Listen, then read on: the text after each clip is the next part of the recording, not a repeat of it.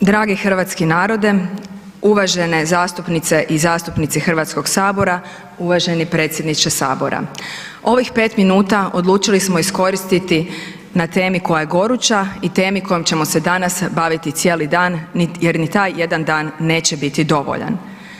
Konačno imamo novi prijedlog Zakona o obnovi Zagreba. Mišljenja smo da se ovaj problem trebao rješavati i ranije i da se mogao i rješavati bez ovog prijedloga zakona pozivanjem na neke postojeće zakone čime bi se pristupilo hitnom rješavanju problema i sanacije štete. No to nije učinjeno. Stoga ćemo odmah reći da mi ovaj zakon nećemo priječiti jer je stvoren dojam u javnosti da se jedino putem njega ovaj problem može riješiti. U tom smislu prva stvar na koju želim upozoriti je da javnost nije upoznata s time što zapravo ovaj zakon donosi i koje će ona od toga imati koristi. Ovaj zakon odnosi se isključivo na konstrukcijsku obnovu. Javnost ne zna što je to konstrukcijska obnova, niti zna koliki je to dio ukupne obnove. Njima to treba biti jasno rečeno.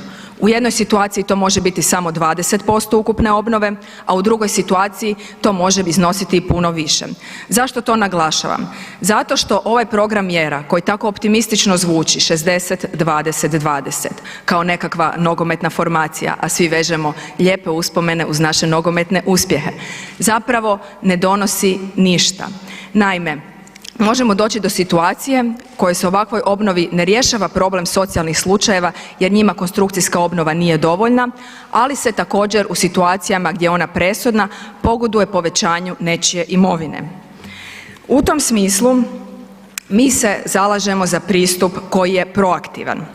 Proaktivan za nas ne znači populizam bandićevskog tipa i prešetavanje po kvartovima u svrhu animiranja glasačke mašinerije raznoraznim obećanjima pred izbore. Populizam za nas ne znači ni imitacija bandićevskog pristupa uslikavanjem s lavorima dok se pomaže građanima, što je dužnost koju svatko od nas ima, najnormalnija stvar koju svatko od nas čini u trenucima krize, jer smatramo da se na nečijoj tragediji ne smije profitirati u svrhu samopromocije. Populizam za nas nije rješenje. U tom smislu proaktivan znači pristup koji je pravedan.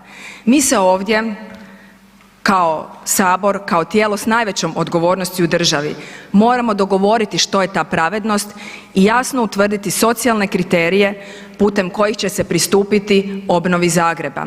Inače ćemo imati opravdano veliki problem.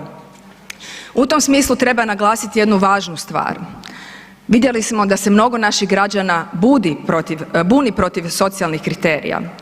Vidjeli smo nezadovoljstvo time što ćemo pomagati jedni drugima. Ti kriteriji stoga trebaju biti jasno utvrđeni da na njima netko ne bi profitirao. Ali također trebamo znati da Hrvatsku treba promišljati integralno. Da je Hrvatska jaka koliko je njezin najslabiji dio jak. Ovoga puta to može biti čak i glavni grad.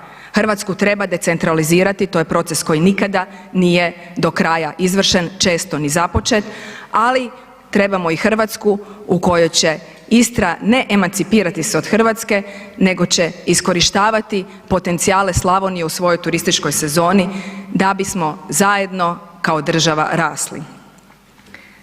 Pristup također treba biti realan. Premda smo oporba i ovdje možemo profitirati na raznoraznim obećanjima jer ih trenutno ne možemo izvršiti. Mi se zalažemo za pristup koji će otvoreno priznati da novaca nema. 60-20-20 zvuči lijepo, ali niti će se taj novac skupiti u džepovima građana, niti u pričuvama, niti država te novce ima. Ona ovdje nije definirala način financiranja, a taj će način biti najveći problem i prepreka kada bude tražila financiranje iz fondova iz inozemstva.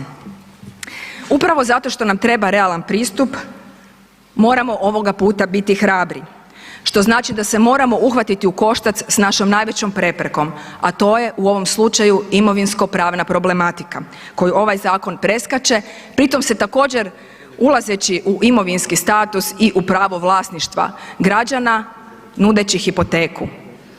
u slučaju da oni neće plaćati pričuve. A taj pristup u konačnici za nas mora biti hrabar, ali vizionarski. Dakle, ohrabrivat ćemo one pristupe i tražiti javnu raspravu koji nude aktiviranje postojećih uspavanih gradskih resursa da bi se ovaj problem riješio, od aktiviranja potkrovlja do možda čak i izgradnje dodatnih katova. Hvala vam.